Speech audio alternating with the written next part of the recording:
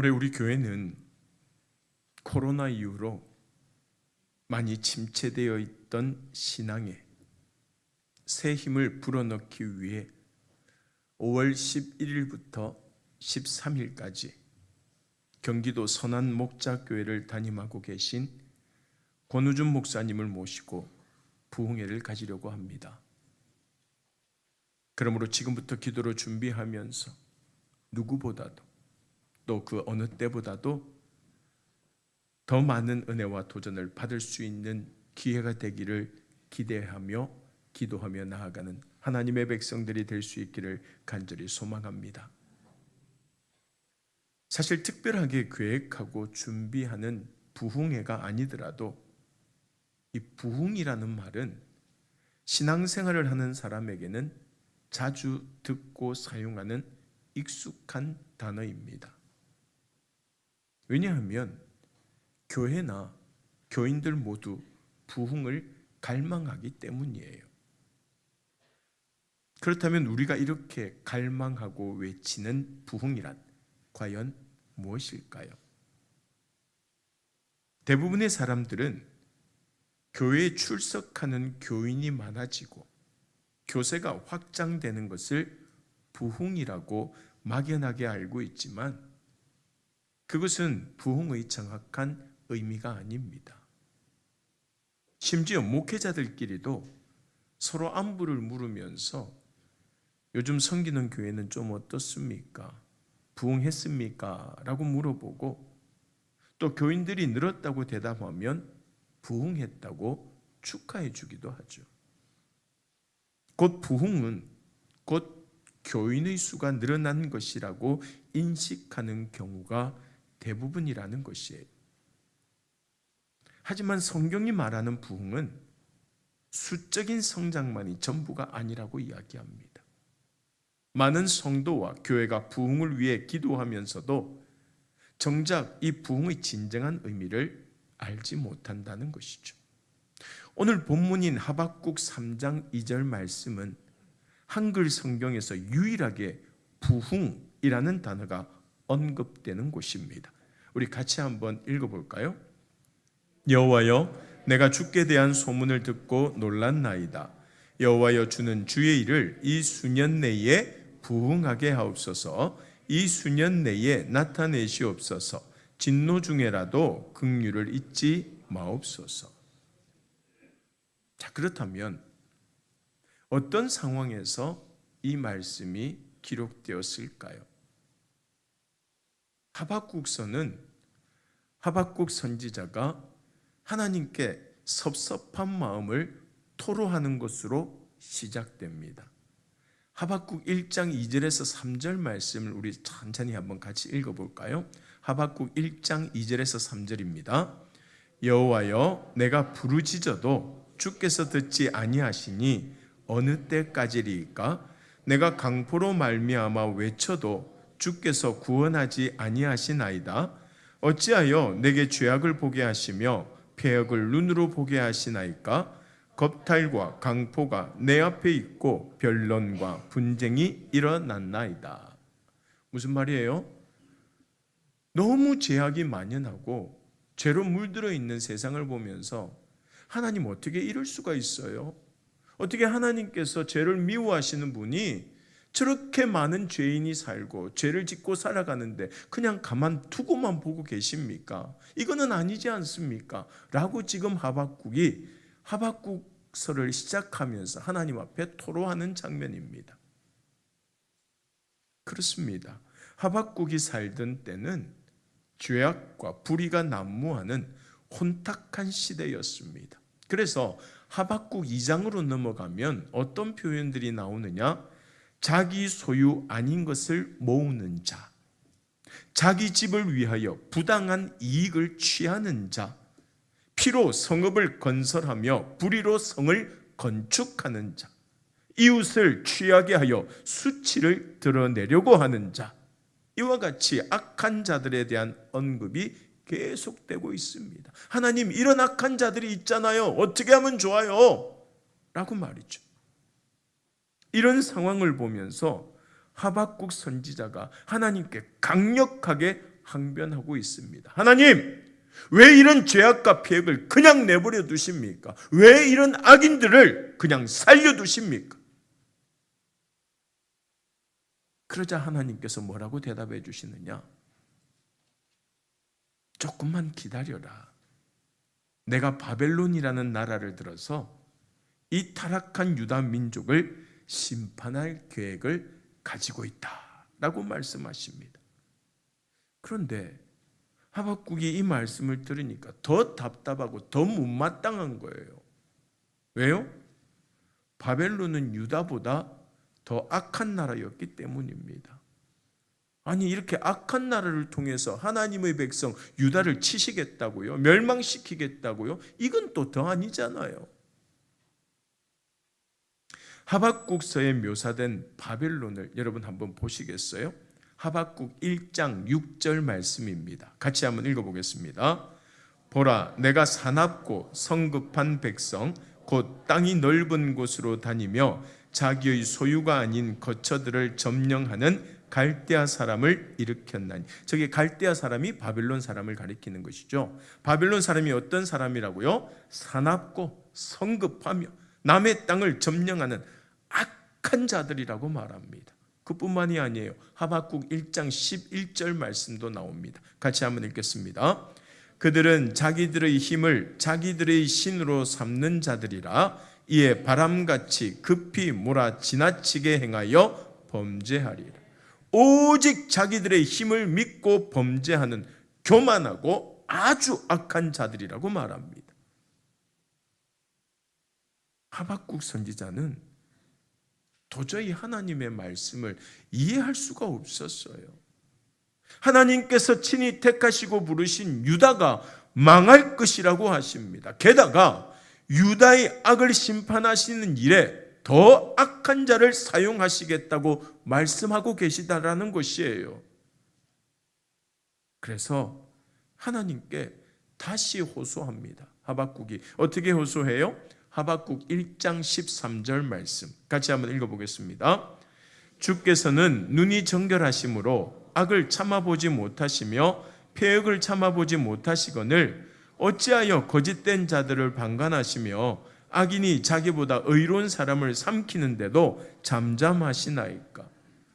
하나님 악 미워하시잖아요. 죄 미워하시잖아요. 그런데 어떻게 우리보다 더 악하고 우리보다 더 큰 죄를 지은 저 바벨론으로 우리를 멸망시키려고 하십니까? 하나님 이건 아니시잖아요. 그렇게 지금 따지고 있는 겁니다. 그러자 하나님께서 뭐라고 또 말씀하시느냐? 하박국 2장 3절 말씀 우리 같이 한번 읽겠습니다. 이 묵시는 정한 때가 있나니 그 종말이 속히 이르겠고 결코 거짓되지 아니하리라. 비록 더딜지라도 기다리라. 지체되지 않고 반드시 응하리라. 유다는 전에 하나님의 말씀을 통하여서 바벨론에 의하여 멸망당하고 백성들은 포로가 되어서 끌려갈 것이지만 바벨론도 결국은 멸망할 것이고 유다는 다시 예루살렘으로 돌아와서 회복될 것이라는 뜻입니다. 중요한 것은 어느 때에? 정한 때. 정한 때가 이루면 이 모든 일들이 이루어질 것이라고 말씀하고 있어요. 그러면 정한 때가 언제일까요? 사실 우리는 우리가 정한 때를 기준으로 살아갑니다. 여러분 기도할 때도 어떻게 기도해요?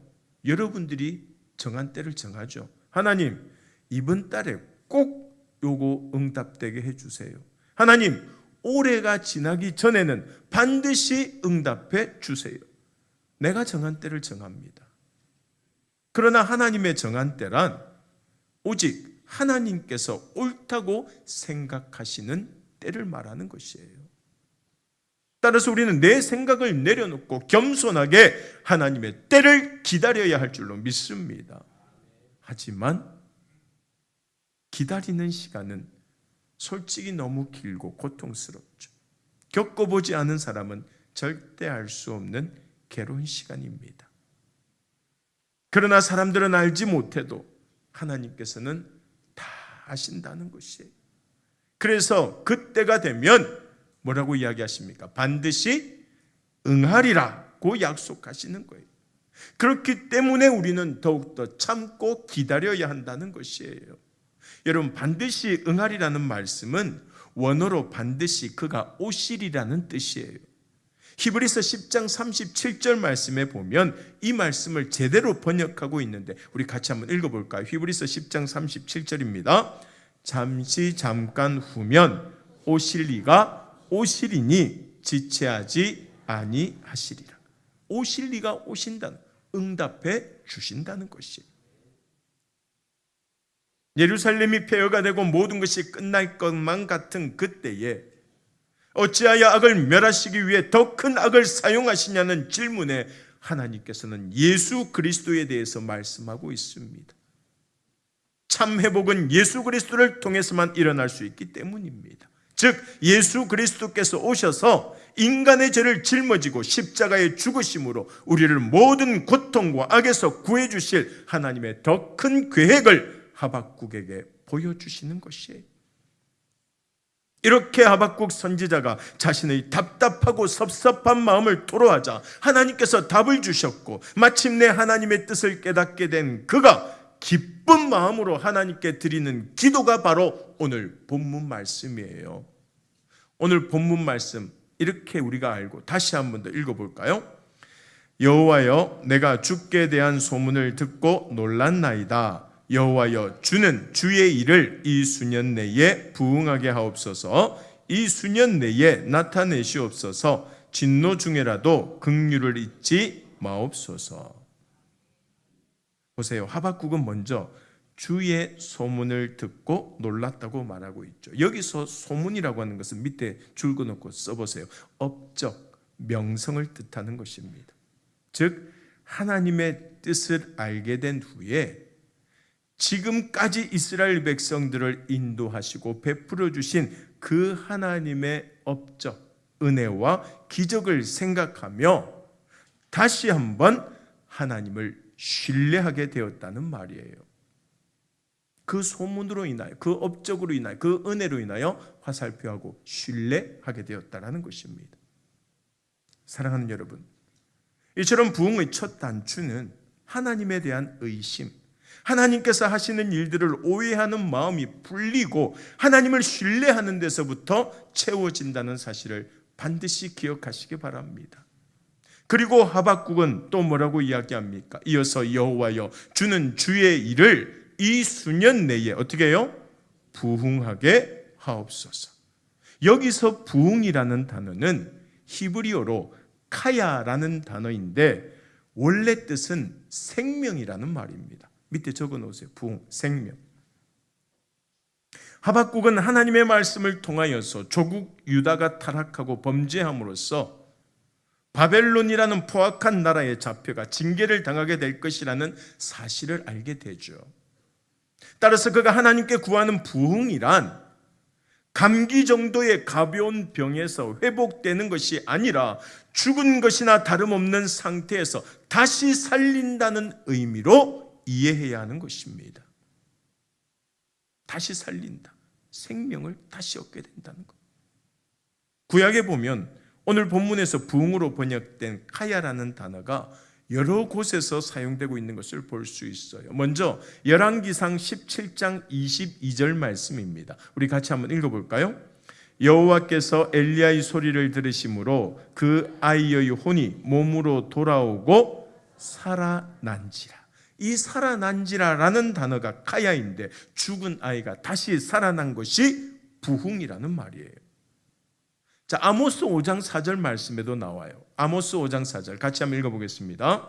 여호와께서 이스라엘 족속에게 이와 같이 말씀하시기를 너희는 나를 찾으라 그리하면 살리라. 이 살리라가 카야입니다. 자, 그리고 오늘 본문과 관련된 하박국 2장 4절 말씀 같이 한번 읽어보겠습니다. 보라, 그의 마음은 교만하며 그 속에서 정직하지 못하나 의인은 그의 믿음으로 말미암아 살리라. 여기서 살리라도 카야죠. 이처럼 구약에서 카야는 하나님과의 관계가 단절되어 죽을 수밖에 없는 자가 다시 어떻게 되는 거예요? 살아나게 되는 경우. 살아나는. 여러분, 우리 모두가 통감하고 있는 것처럼 오늘날 한국 교회는 그저 감기에 걸려서 기침을 하고 있는 정도가 아니에요.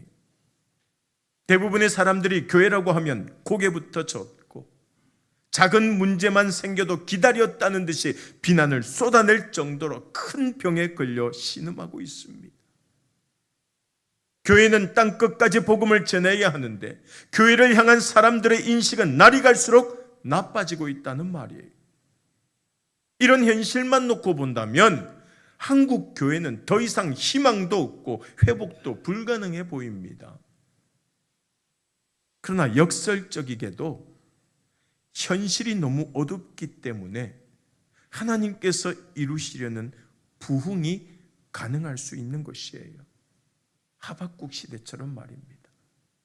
부흥은 뭐라 그랬어요? 다시 살아나는 것. 죽어야 살아나죠. 어둡고 힘들기 때문에 부흥의 가능성이 있다는 것입니다. 마태복음 14장에 보면 제자들이 자기들끼리 배를 타고 바다를 건너가다가 풍랑을 만나는 사건이 나와요. 그래서 자기들의 경험을 총동원하여 밤새도록 싸웠지만 도저히 풍랑을 이길 수 없다는 사실을 깨닫고 두려워하게 됩니다.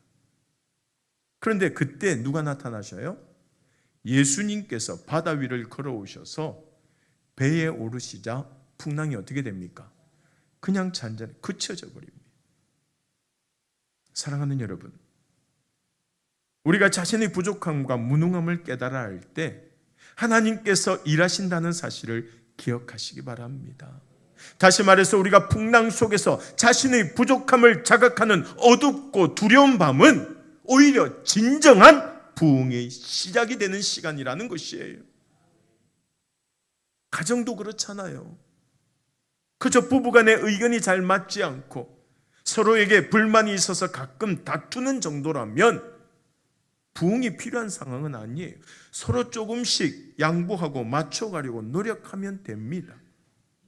그러나 이제 우리 가정은 끝이야. 이혼 말고는 대안이 없어. 그렇게 말하며 절망하고 있는 가정에게는 정말 부흥이 필요하죠. 인간적인 노력으로는 더 이상 해결책을 찾을 수 없는 그 막다른 길에서 하나님, 우리 가정을 구해 주시옵소서, 우리 자녀들을 살려 주시옵소서 간절하게 기도하는 것이 바로 진정한 부흥을 소망하는 것입니다. 마찬가지로 교회가 부흥하고 있다면 자신 있게 말하려면 그저 수적으로 조금 성장하는 정도가 아니라 영적으로 침체되어 있던 성도들과 활력을 잃었던 교회가 다시 살아나서 뜨겁게 예배드리고 열심히 봉사하고 힘차게 전도하는 모습이 나타나야 한다는 것이에요. 그리하여서 성도들의 가정과 삶이 회복되고 날마다 믿는 사람들의 그 수가 더해지는 역사가 일어나야 하는 것입니다. 생각해 보면 지금 우리 역시 부흥이 필요한 상황이 아닙니까? 나름대로 잘 먹고 잘 살고 있는 것 같은데 영적으로는 만족함이 없고 자녀들은 세상의 기준을 따라가느라 점점 하나님과 멀어지고 있지는 않습니까? 여러분, 성경이 말하는 부흥이란 하나님의 주권을 인정하는 자들에게 역사하시는 하나님의 영광과 능력입니다. 그래서 하박국 선지자가 뭐라고 말했습니까? 여호와여, 주는 주의 일을 이 수년 내에 부흥하게 하옵소서. 여기서 말하는 주의 일이라고 하는 것은 바벨론을 들어서 타락한 유다 백성들을 징계하는 것과 결국 그 바벨론도 징계하는 것입니다. 두 가지 모두 다예요. 즉 하박국 선지자는 비록 자신의 조국 유다가 바벨론에 의해서 멸망할지라도 하나님께서 하시려는 일이라면 믿고 따르겠다고 기도하고 있는 것이에요. 이처럼 진정한 부흥은 오직 하나님께서 주도하셔야 하며 하나님의 주권을 인정하는 자들에게 일어나게 되는 줄로 믿습니다. 그렇다면 우리는 어떻습니까? 오늘 우리의 삶은 누가 주도하고 있습니까?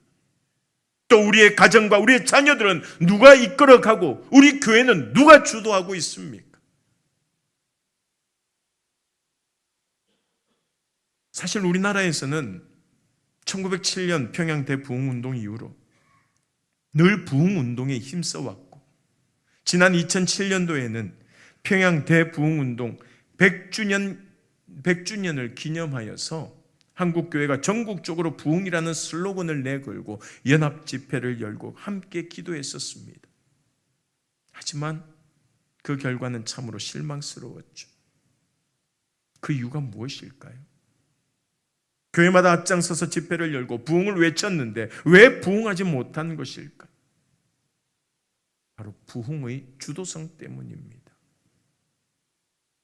하나님께서 전적으로 주도하셔야 하는데 우리가 힘쓰고 노력하면 당연히 부흥할 수 있다고 자신하면서 교만했기 때문이에요. 그러므로 우리도 이렇게 기도해야 할 줄로 믿습니다. 하박국 2장 14절 말씀 같이 한번 읽겠습니다. 이는 물이 바다를 덮음같이 여호와의 영광을 인정하는 것이 세상에 가득함이니라. 할렐루야. 먼저 우리가 무엇을 인정해야 돼요? 여호와의 영광을. 우리 삶의 모든 주권은 하나님께 맡겨야 한다는 말입니다. 사실 하박국이 하나님의 말씀을 들은 후에도 그의 앞에 놓인 현실은 전혀 달라지지 않았습니다. 이렇게 기도했다고 해서 악인이 막 죽고 바벨론이 멸망했던 게 아니에요. 그대로였어요. 악한 자들은 여전히 악을 행하면서 가난한 자들을 착취하고 있었습니다. 그럼에도 불구하고 하나님을 원망하고 불평하던 하박국의 고백이 달라진 이유가 무엇이었느냐라는 것입니다. 상황은 같지만 기대감이 생겼기 때문이에요. 뭐가 생겼다고요? 기대감. 비록 더딜지라도 기다리라. 지체하지 않고 반드시 어떻게 해요? 응하리라. 그 말씀을 통하여서 하나님의 일하심을 기대하며 기다리게 된 것이에요. 여러분, 이것이 바로 부흥인 줄로 믿습니다. 보세요. 이제 하박국의 생각과 가치관이 완전히 바뀌어지니까 뭐라고 고백하느냐? 우리가 잘 아는 말씀 하박국 3장 17절에서 18절 말씀 같이 한번 읽어볼까요? 비록 무화과 나무가 무성하지 못하며 포도나무에 열매가 없으며 감람나무에 소출이 없으며 밭에 먹을 것이 없으며 우리의 양이 없으며 외양간에 소가 없을지라도 나는 여호와로 말미암아 즐거워하며 나의 구원의 하나님으로 말미암아 기뻐하리로다. 할렐루야. 아무것도 없어도 힘들어도 어려워도 누구로 인하여서 기뻐한다고요? 여호와로 인하여서. 여러분, 우리는 우리가 보고 듣는 것이 전부라고 여기면서 보고 들은 것에 따라 쉽게 판단하고 실망하기도 합니다. 그러나 오늘 말씀을 통하여서 우리가 보고 듣는 것이 전부가 아님을 깨달아야 돼요. 하박국 선지자가 본문을 기록한 당시 이스라엘은 절망할 수밖에 없는 상황이었습니다. 그 어디에도 소망이 없어 보였습니다. 이곳저곳에서 죽겠다는 탄식과 절망적인 소식밖에 들리지 않았습니다. 그러나 그는 다른 소리, 곧 죽게 대한 소문을 들었던 것이에요. 그래서 자신을 짓누르는 절망을 딛고 일어서게 되었고 하나님께서는 남들이 보지 못하는 것을 보고 듣지 못하는 것을 듣는 그를 통하여서 구원의 역사를 이어가셨던 것입니다. 사랑하는 여러분, 지금 우리나라는 심각한 양극화 속에서 갈등과 분쟁이 끊이지 않고 우리 귀에는 날마다 어둡고 절망적인 소식들만 들려옵니다. 그러나 아무리 상황이 어둡고 심각할지라도 하나님의 백성된 우리는 하나님의 소리를 들어야 할 줄로 믿습니다. 지난날 일본의 압제와 6.25 전쟁으로 남은 것이라고는 상처와 가난뿐이었던 이 나라 이 민족을 사랑해 주셔서 오늘에 이르게 하신 하나님께서 오늘 우리에게 하시는 말씀을 듣고 다시 소망을 품게 해 주실 줄로 믿습니다. 더불어서 어지러운 이 세상을 바라보지 말고 전능하신 하나님을 바라보고 우리의 교만을 꺾고 죄악을 깨달아서 회개의 눈물을 흘리며 하박국처럼 주의 일을 수년 내에 부응케 하여 주시옵소서, 긍휼을 잊지 마옵소서라고 간절히 기도할 수 있기를 바랍니다. 그리할 때 다시 한번 이 땅의 모든 죽어가는 것들이 살아나고 새롭게 되는 진정한 부흥을 누리며 온 세상에 하나님의 은혜와 사랑이 충만하게 넘쳐 흐르는 영광의 그날을 맞이하게 될 줄로 믿습니다. 그날을 위하여 하나님을 끝까지 바라보시고 끝까지 주님만을 믿고 섬기는 주의 백성들이 되어서 우리 교회가 부흥하고 이 나라 이 민족에 다시 일어서는 놀라운 역사가 우리 믿는 자들을 통하여 일어날 수 있기를, 특별히 우리 감만교회 모든 가족들이 되시기를 주님의 이름으로 간절히 소망합니다.